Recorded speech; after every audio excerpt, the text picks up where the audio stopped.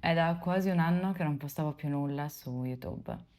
Non è una storia molto semplice per me da raccontare, sia per tutte le emozioni che ho provato in questo anno, sia per le mie scarse abilità di scrittura e di espressione. Ma è arrivato il momento di doverlo fare. È stato un periodo abbastanza complesso perché mi sono un po' persa in quest'anno. Per svariati motivi ho sentito di aver perso la mia voce, ho sentito di non avere più nulla da raccontare, di non aver nulla da raccontare alle altre persone, di non potermi permettere di parlare alle altre persone di cose che mi sono passate, di come risolvere i loro problemi, di come affrontare situazioni quando io stessa mi stavo ritrovando in una situazione abbastanza delicata. E ho provato più volte a fare dei video, ma mi sentivo intrappolata e una persona che non ero io, una persona che comunque limitava le cose che diceva e centellinava ogni singola parola per essere corretta, per non avere problemi. Tutto quello che solitamente condivido, che è,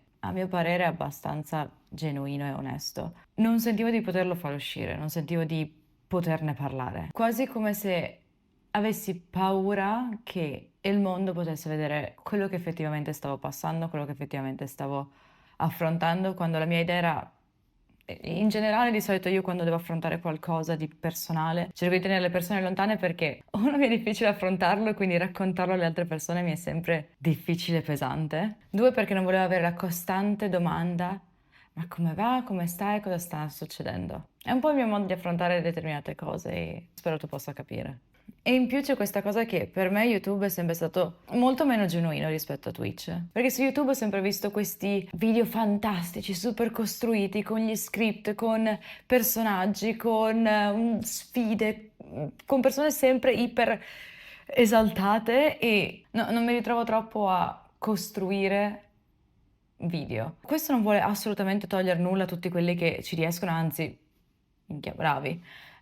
Semplicemente non è la mia forma, non è la mia forma. E per questo, per esempio, mi trovo molto meglio su Twitch facendo cose molto banali.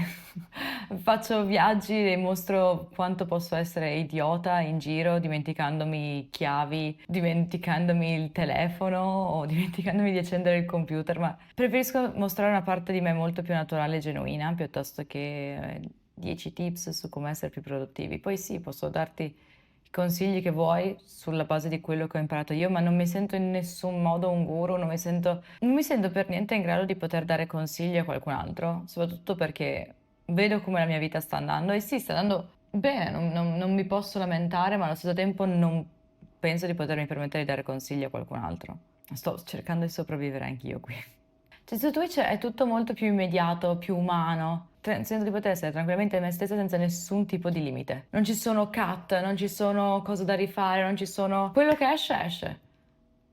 Se la gente mi apprezza è perché mi apprezza per quello che dico in quel momento, non per come è stato editato il video. Invece YouTube mi ha sempre richiesto un po' più di attenzione sulle parole che usavo, sul tipo di linguaggio che usavo ed è forse per questo che mi sono anche allontanata da YouTube. Non ho mai smesso di apprezzare però l'idea che avevo per YouTube, ovvero un video diario sull'internet che aiuta me in primis a esprimere determinate cose che solitamente non vorrei esprimere, non voglio esprimere. Ho notato che spesso può essere utile descrivere quello che stai passando per non sentirti solo. Perché molto spesso nei commenti magari ho visto persone che dicono: ah sì, anche a me è successa la stessa cosa. Per quanto non mi faccia piacere sapere che anche tu stai passando le stesse cose, mi fa piacere che almeno in parte quello che racconto può essere utile. Voglio tornare su YouTube, voglio tornare a fare video, con molto meno personaggio, con molte meno aspettative irraggiungibili che io stessa mi pongo e cercando di essere ancora più trasparente tra quello che sono io e chi c'è dall'altra parte, cioè tu. Non so ancora con quale frequenza pubblicherò, non so quali temi andrò ad affrontare nel prossimo futuro, però so che ho tante cose di cui parlare, tante cose che mi sono tenuta dentro. E intanto grazie per essere qui, per aver aspettato e per ascoltarmi ancora.